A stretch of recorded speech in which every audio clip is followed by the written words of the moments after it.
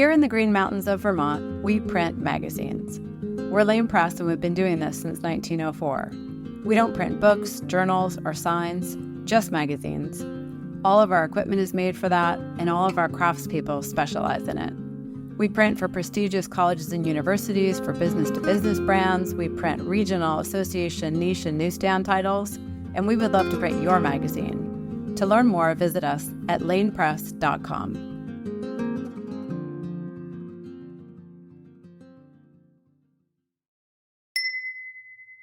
The worst part about working in a media company today is you have to do 50 things in order to do the one thing you want to do, which is write a great magazine piece. And I thought, what if we got rid of all that stuff? The travel guides, the gear reviews, the top 10 lists, the paid social, the advertorial, the events, the podcast. What if you got rid of all that? What if the objective of the company was simply sell a magazine at a fair price? This is all I wanted to do because I knew it would work.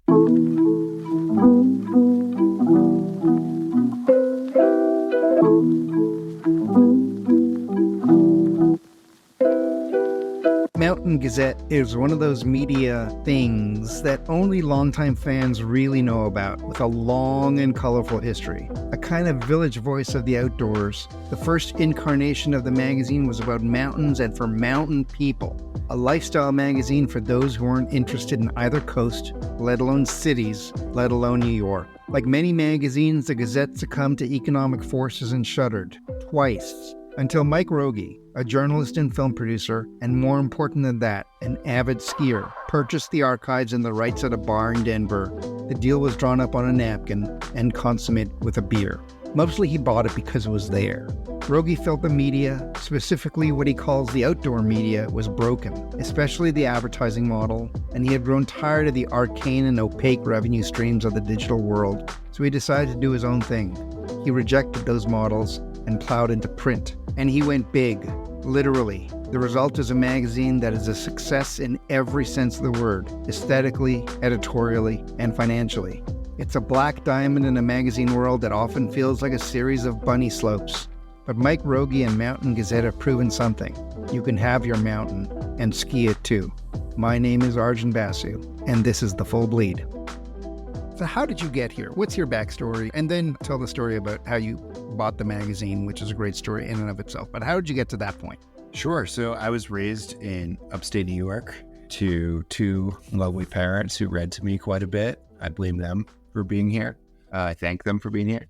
And as a kid, my mom and I would go grocery shopping. We're talking like when I was 4, 5, 6 years old.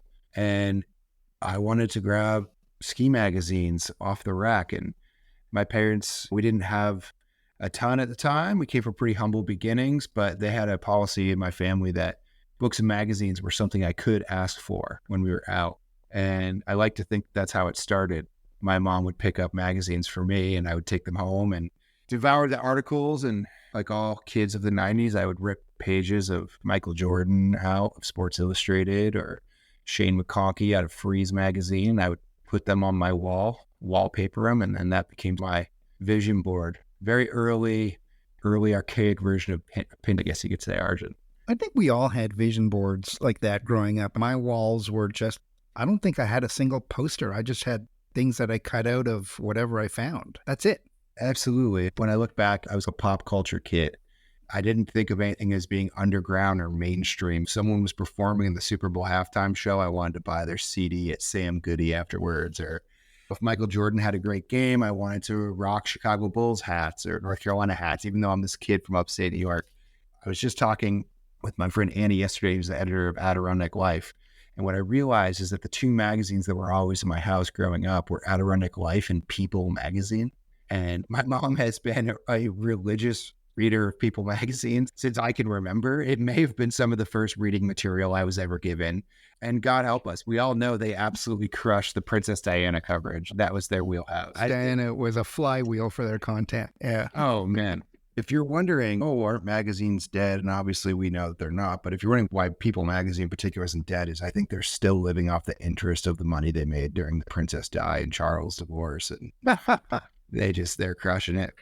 But yeah, so I grew up in upstate New York. I grew up skiing, spending a lot of time outside. It's part of the beauty of living in the Adirondacks is There's 6 million acres that you can roam free in and really figure out who you are and what you like to do. And spend a lot of time skiing and hiking and hanging out with my dogs, my friends, and playing baseball. And at school, I was the low 90s kid, could just breeze my way through, except when it came to English. I was told by my teachers that my reading comprehension was pretty good and that I could write well. And so much so that my senior year, my high school gave me 3 English classes to take because they wanted to see if I could hack it. And I loved it. I relished in the idea of taking poetry and Shakespeare and Greek mythology, as well as like a college level English course. And so that was the beginnings of where I am today. So what was your first job?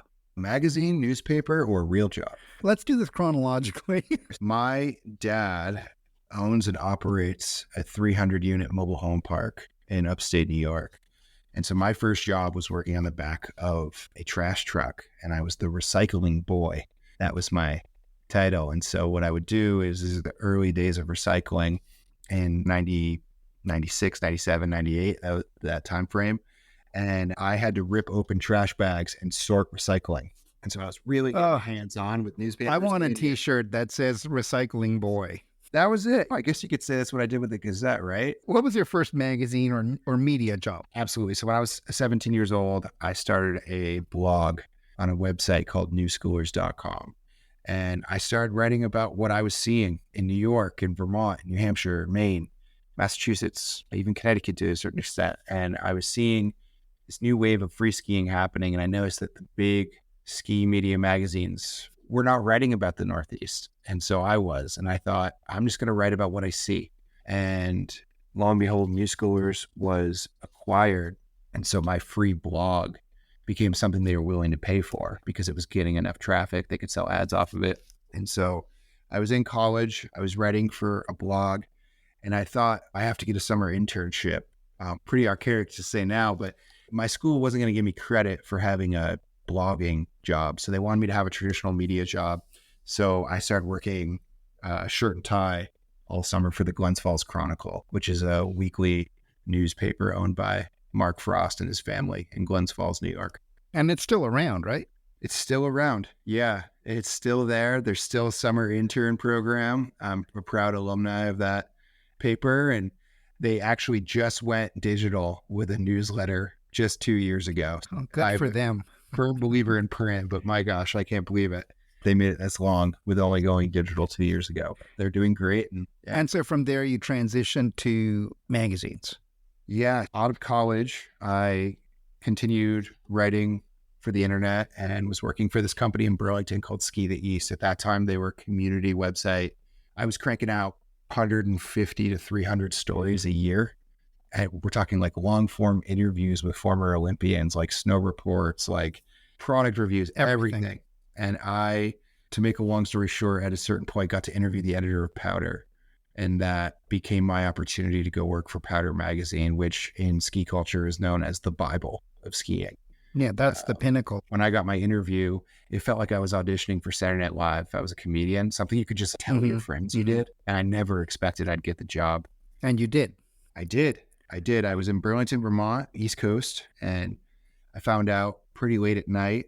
I called my dad. I think it was like 11:30, and I had this like moment where I was like, I can remember I was on North Ave in Burlington, Vermont. I pulled my car over, and as the words were coming out of my mouth, I started crying because I just couldn't believe that like someone like me was about to have his whole life changed by going to work for this magazine I had picked up since I was 5 years old, 6 years old, and I was only 23 years old at the time. I was one of the youngest editors ever hired at Powder.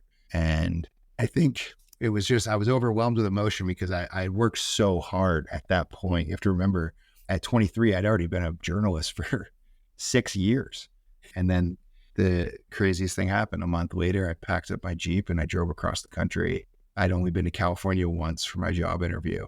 And I moved to San Clemente, California, to the heart of action sports in Southern California. And that was it. I got thrown into the ringer. It was an amazing journey. You were writing the whole time, obviously, but then you got into the visual aspect of things, photography and video. And the videos of skiing is just, for people who don't know, it's just an enormous industry. And then you start this company, Verb Cabin. And how did you end up with Mountain Gazette? So the long and short of it is that I spent 3 years at Powder. I felt like I steered a battleship, if you will, like just a big aircraft carrier, like in a new direction. I felt really positive about the work I had done there, and I wanted to move on. So I left, I started Verb Cabin, and what I realized was that the way you would map out, say, the story arc of a feature was pretty similar to how you would do that for a short film. And I wanted to try it. So I started directing, I started writing, I started producing. It's really taught me to really strengthen the business muscle, I guess, of my brain. And from there, I realized something was missing. I was having a lot of success. I'd gotten a film into Banff Mountain Film Festival. We'd won some awards. The contracts are pretty good. My now wife and I had bought a house in Lake Tahoe, and I feel really good. But there was something missing for me creatively, professionally. I was making work for other people. I wasn't making work for myself anymore. And so when I was up in Alaska at a bar called the Norwegian Rat, which is basically where every person that's ever filmed or been on the show Deadliest Catch hangs out, I got a message from two of my friends that said, hey, we've been talking and we know you were looking for a magazine to buy. And again, like magazine to buy, it's not like I had venture capital behind me or anything. Like I was looking for something that was dead and nobody wanted.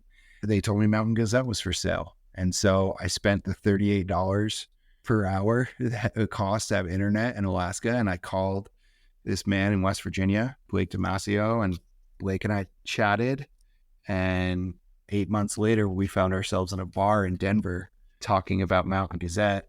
I slipped Blake a check in an envelope across the table. And I said, Blake, you understand, I have to do this by myself.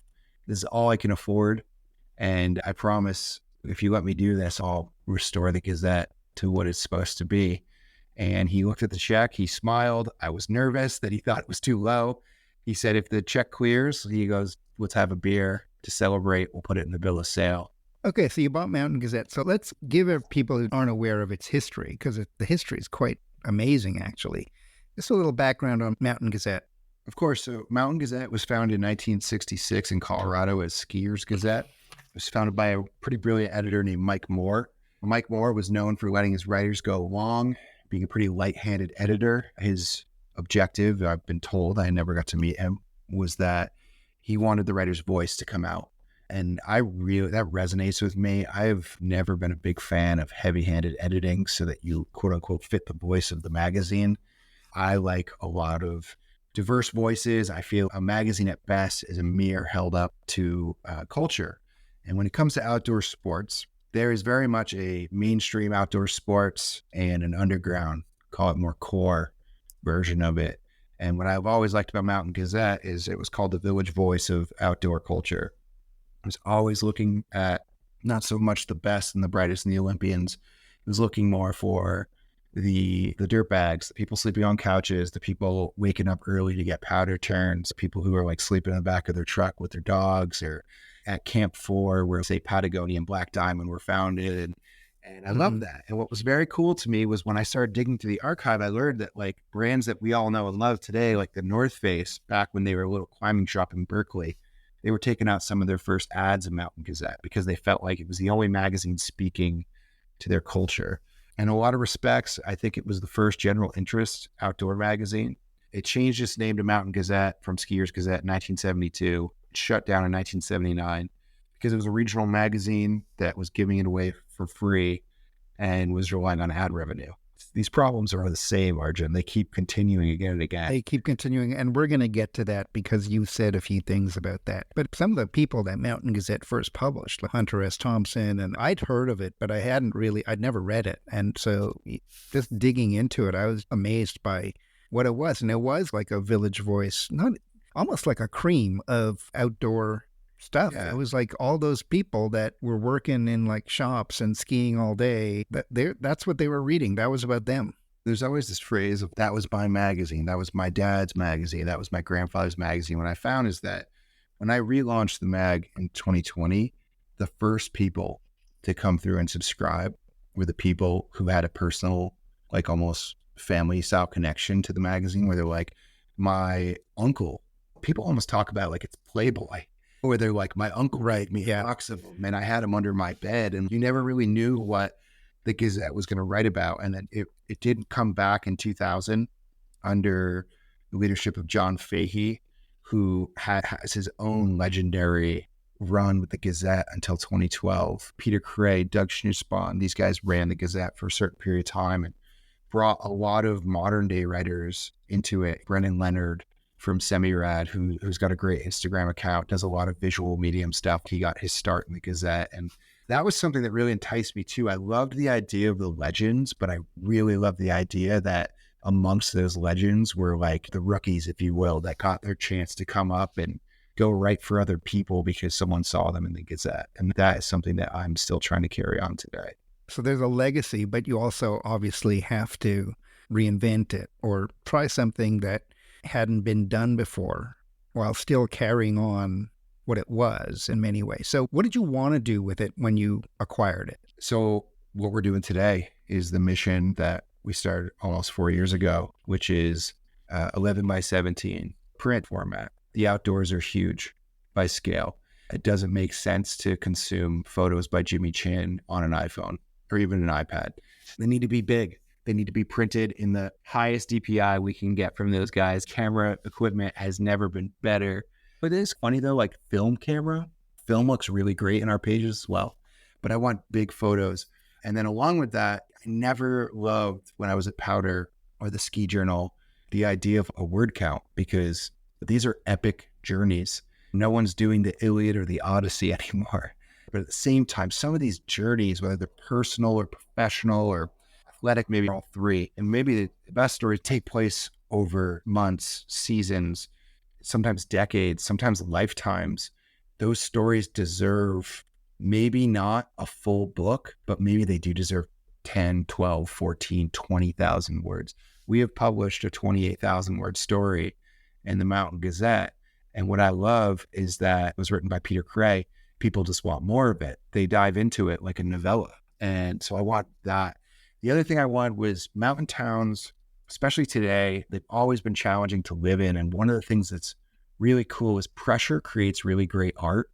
And the artists that are coming out of these mountain towns, they're not in Brooklyn. They're not in Los Angeles. They're in Truckee. They're in Jackson Hole. They're in, Coeur d'Alene, Idaho. And I wanted to give them a canvas so that you find this artist in Mountain Gazette. And I'll be honest, obviously we have a lot of people that sleep in the back of their trucks who read our magazine. We also have a lot of people that might have 2 Rivian trucks in their $40 million home in Aspen.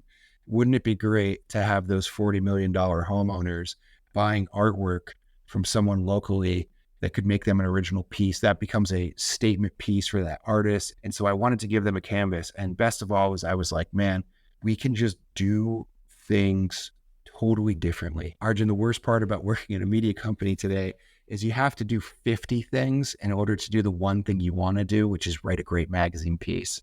And I thought, what if we got rid of all that stuff, the travel guides, the gear reviews, the top 10 lists, the paid social, the advertorial, the events, frankly, no offense to this podcast, but like the podcast, like all the digital assets that you're posting on Facebook and LinkedIn and all this stuff. What if you got rid of all that? What if the objective of the company was simply sell a magazine at a fair price that pays contributors well and creates a high quality product specifically for the readers?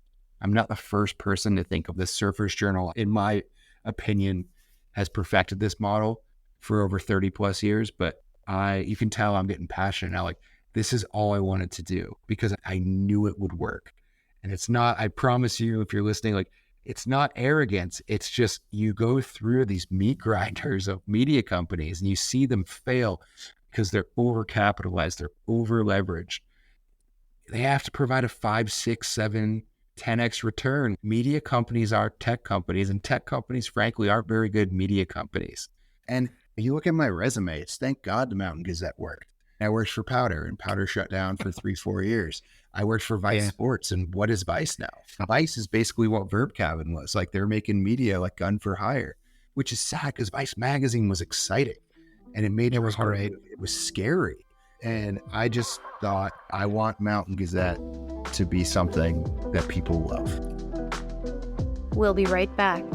At Mag Culture, we're excited about the future of print magazines. Visit our website and find out why. Read reviews and interviews, listen to our podcast, shop from our unique selection of international magazines, and book our live events. All available at magculture.com. We love magazines.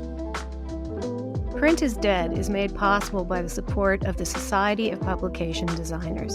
The SPD powers the future of visual storytelling, setting the standard for editorial excellence and shaping the future of visual culture. For more information, visit spd.org. The other interesting thing you say is, and you mentioned this, nobody writes stories about the joy of going outside. And I had to really think about that, about how people live and work and play outside. And then I was like, I think that's the first time someone has said that, like that I can remember, like that you have a magazine about the joy of being outside. That's cool. It's not to say that there aren't problems in the world. Obviously, in the outdoor space, we're all very concerned about climate change. One of my favorite pieces that we've run about climate change was written by Sadie Stein, who is now with New York Times Book Review. And Sadie wrote about what it was like building snowmen in Central Park. You know, just very like classic Norman Rockwell like image, right? And how it hadn't snowed in New York in 2 or 3 years. And it finally snowed, and her son, who was really young at the time, there wasn't enough snow to make a proper snowman. So he was just taking like dirt and trash and kind of everything. And she remembers thinking that this was a real personal, like in your face moment of just, oh my gosh, like the climate truly is changing here. And thankfully New York got a little snow this last year. But I guess what happens, Arjun, is that like when you have these 12 to 20 things you're supposed to do, you forget why you got into this in the first place. And I did not get into skiing to become a climate activist. And I certainly respect the people that are advocating for the climate. But at the same time, I'm a big believer that you have to know what you're fighting for. We have a new story in our spring issue. And the opening story is a photo gallery by Chris Bennett, a photographer from Maine, who asked people, why did you hike the Appalachian Trail? And it's not as simple as that quote, because it's there. But there's a lot to it. People are complex. And I think part of the joy of being alive is that 5 sense emotion that you can have. And I think writers, not Chat GPT, not AI, not video content, not short form TikTok bullshit, whatever. I think writers and photographers and artists can be the real arbiters of what the human experience is like today. And I think a magazine is the message to tell people what's going on in the world. I think that also, you said you made it big because nature is big, but I think one, your covers, the visuals, like you said, they're beautiful. You sell posters of the covers, all of them, and everything is big. The stories are big, the photos are big. So the decision, did it start with, I really need to show this in the best possible light, or did it start with nature is big? What was the thought in terms of going 11/17? I'll tell you one, and I'm very happy to share, is Victory Journal out of Brooklyn. That's produced by Doubleday and Cartwright. A good friend of mine who runs Ori magazine, Cade Krichko, like before he'd started Ori, he had actually interned for me at Powder. And then he wrote a piece for Victory Journal, and I saw skiing at that size. And I thought, this is relatable. You can see the sparks coming off the edges of the ski hitting the concrete in this like street skiing piece. And I remember thinking like, I don't know the last time I was able to count how many sparks were coming off the edge of a ski. And I've been writing about this for 20 plus years. I was like, this is it. It was the size. And then I started thinking about these talented writers that I knew that could close their eyes and bang out incredible copy, 400 or 500 words on a deadline really quickly. And my thought was, what if I gave them 6 months or a year or 18 months to put out something they were really proud of? And I tell everyone, writing for Mountain Gazette is very simple. You just have to put some of your life's best work in it. And I'll tell you, that can be a lot of pressure on some of our contributors. But what I always like to tell them is, hey, you're here. You've got your assignment. You've got your word rate. You've got your deadline. The pressure's off. You've already gotten the job. You don't have to write for your job. Now you have to write for joy or pleasure or accomplishment or whatever it might be. And I think, why did I want it to be big? Because it's what I wanted. I wanted to read that stuff. I wanted to be inspired by our contributors. And I am deeply. It's also, it's not pricey for what it is, but if you tell someone a magazine is what is it, $40. They're like, that's pricey. But to be honest, it makes perfect sense to me. And I'm happy that it is what it is, because that means you're creating it for the reader and not everyone else. That's what broke everything. And not just magazines. It broke the media. It broke TVs. They still don't know what they're doing on TVs. I remember once having a talk with someone who was complaining that their subscription to Time was going up. And it was such a small price. Like, I looked at her and I said, but you're still not paying for it. You're a data point, but you're not paying for the magazine itself. You're not even paying for delivery. How long can that last? And I just thought that was magic math. But what happens if the advertising goes away? And that's what happened. We have some great advertising partners. They're very limited. We have about 10 to 12 in every issue. All of our ads are in the front and in the back of the magazine. I'm always proud that we have 120 plus pages of uninterrupted editorial. And I see a lot of independent magazines that are popping up and they're doing the same thing. And I'll tell you, man, I don't think of it as copying us or imitation flattery. What I think is that's the way it should be. That shows respect for your reader. And I think that's something, going back to Glens Falls Chronicle, that was something that Mark used to say to me all the time was, I don't care what you know, I care what you learn. And the reader is the most important piece of this equation of who we make this for. We have to respect them. If we don't respect the reader, they'll never respect us. And if they don't respect us, then advertisers won't respect us. And if advertisers don't respect us, we're not a free weekly. That's a very delicate balance. What I like is that I don't think of our readers as a number. I think of them as a community. I think about the fact that when one of our readers is in a little bit of trouble and has like a GoFundMe up, we can put that in our email. And people who do not know this person will donate to a GoFundMe thousands of dollars, Arjun, because that's one of their people. That's a Mountain Gazette subscriber, and they feel good about that. I like to say we have the best readers in the world. I don't know what their reading comprehension level is. I think some people do buy the magazine because the photos are pretty and they like it on their coffee table, and that's perfectly fine. But what I really like about our readers is they rally for each other. They respond to our emails. They share opinions that are not just angry. Everybody on the internet is so angry, but I don't see that in my corner of the world. In the Mountain Gazette world, most people don't have time for the internet because they're out riding their bikes. They're out cliff jumping into freshwater lakes. They're out skinny dipping in high alpine lakes, which is a story we wrote a couple of years ago, where they're fighting forest fires, or they are bike messengers in New York City. I think what's cool is there's this whole subset of people out there. They like film, they like farm to table restaurants, they really like vinyl records, that really like physical media. And those are my kind of people, and those are the people we want at the Gazette. We don't need any more subscribers. We don't need any more advertisers. We're perfectly content right where we are. And yet here we are still growing 4 years in. So what percentage of your readership are regular subscribers? 100%. 100%. Okay. And the team, your team is everywhere. You have a distributed team, which is one of the ironies of this gorgeous print magazine, is that it doesn't exist without the internet. Just as a former editor, how does the magazine come together with the team that's all over the place? Sure. So we have an art director in Glens Falls, New York. We have a copy editor in Phoenix, Arizona. We have a marketing person who splits their time between Utah and Maine. Our PR person is in Portland, Oregon. Community manager is in Tahoe with me. Writers are all over the world. Photographers are all over the world. Simply, we use Dropbox and we use Google Drive. We use Google Docs. We use Google Sheets.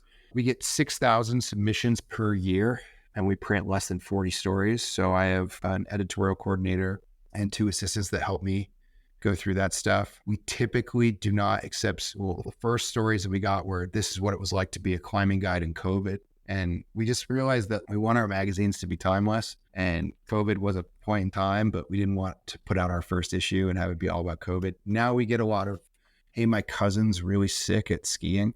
And respectfully, like, we hope your cousin is sick at skiing and he's really good and he's talented and he has a great career, or she has a great career. But that's not what we do.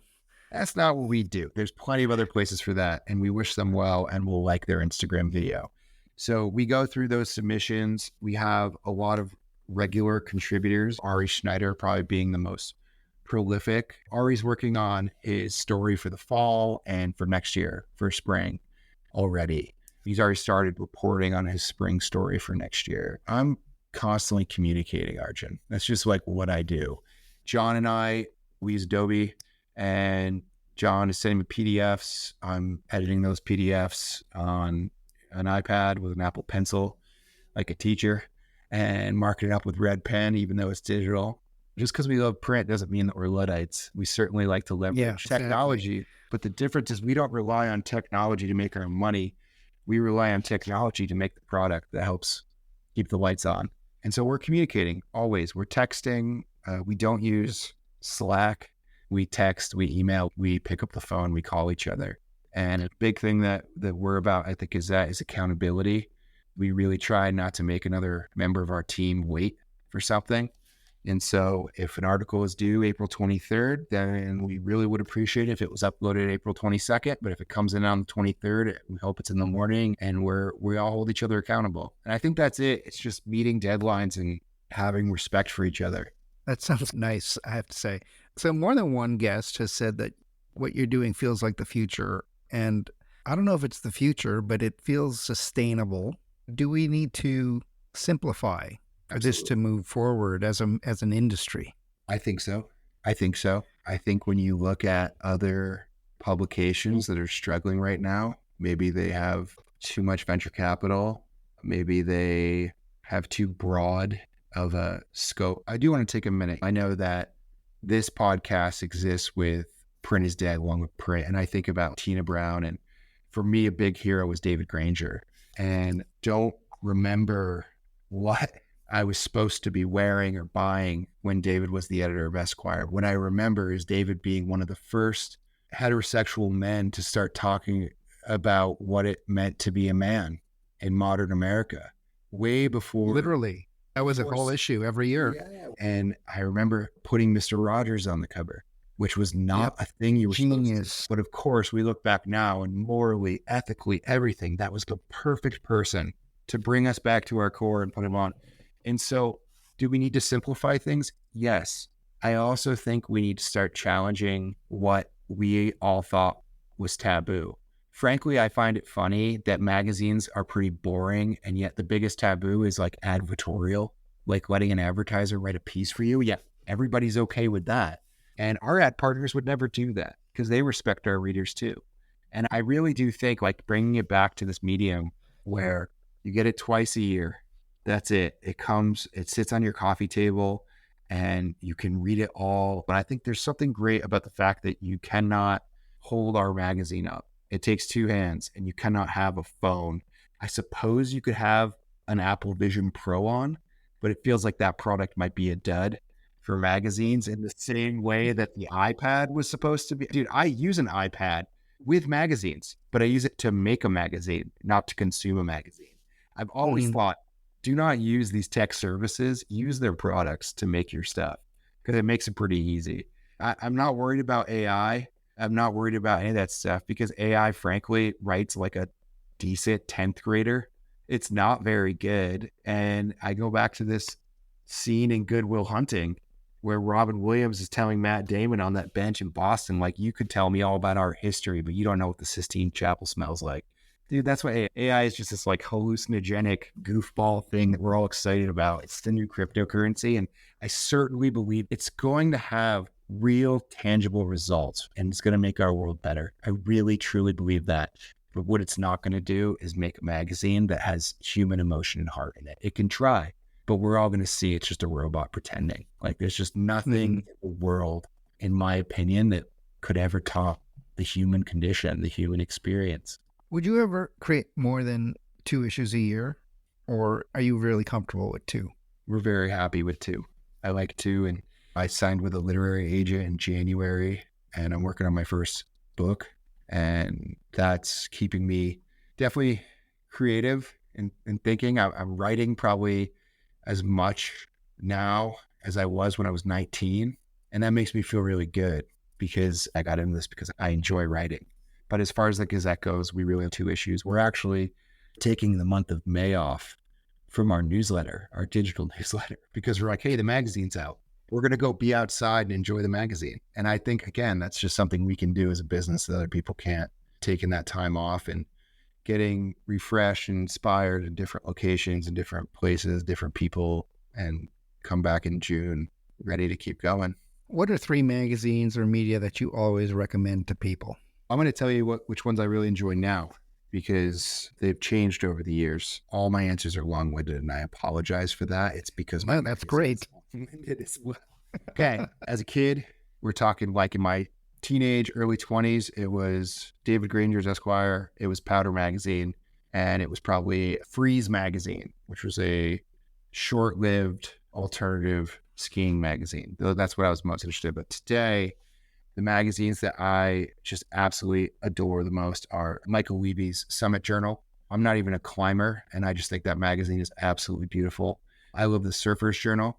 The Pesman family, they were the trailblazers, and I just think that they do a great job. And then I'm really into Ori Magazine, which is run by Cade Kruchko, I mentioned earlier. And Ori is a travel magazine written from the source. So a lot of the photographers and writers for these destinations are actual local to the area. And I find that to be a really interesting twist on a travel mag. Mike, thank you. Thank you. This is the best. I love this podcast, and I like all the people that are making magazines. And I think if you want to make a magazine, stop sitting around, start doing it. This has been the Full Bleed Podcast, a series of short conversations with the people creating the magazines of the future.